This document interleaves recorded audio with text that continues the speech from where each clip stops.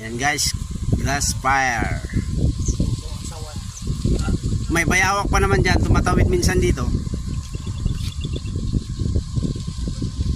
Lakas ng apoy. Sobrang init eh. Luto na yung ano dyan eh, sa ilalim. Ahas yan, patay ahas yan. Oh, ahas, patay dyan. Ahas yan. Lalaki ng ahas yan eh. Kaya tumatakbo papunta ron.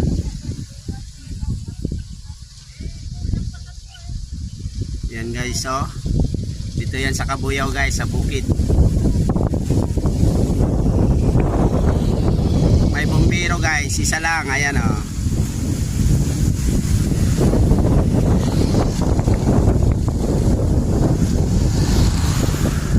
Kailan doon pa yung bumbiro, di pa nakaabot sa ano, sa main apoy.